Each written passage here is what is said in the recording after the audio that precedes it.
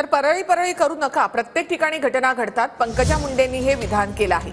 तुमचा फोकस परळीकडे असं पंकजा मुंडेंनी म्हटलं। कोणत्याही जिल्ह्यामध्ये घटना घडणं चुकीचंच आहे असंही पंकजा मुंडेंनी म्हटलं आहे। आरोपींना फाशीची शिक्षा दिली पाहिजे असंही त्यांनी म्हटलं।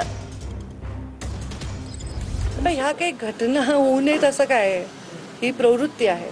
मला वाटतं हे अत्यंत मला व्यथा वाटते अशा घटनांनी। परळी परळी करू नका, मी तुम्हाला प्रत्येक ठिकाणी घटना आहे, तुमचा फोकस परळीकडे, घटना सगळीकडे आहेत। मी तुम्हाला अशा अनेक घटना मी RTI कडनं माहिती आहे माझ्याकडे, कोणत्या मतदारसंघात कोणत्या जिल्ह्यात काय घटना घडतात।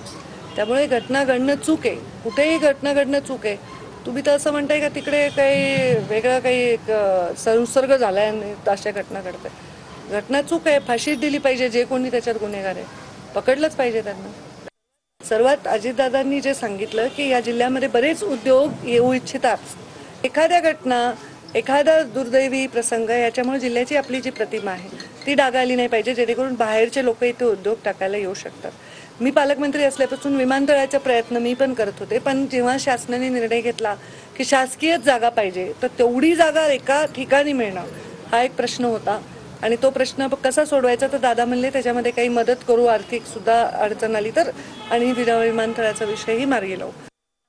हात जोडून विनंती केली आहे की माझ्या स्वागतासाठी हे JCB वगैरे लावू नका, ते सगळे हाऊस फिटली आहे कार्यकर्त्यांची, आणि हे फटाके नका उडवू।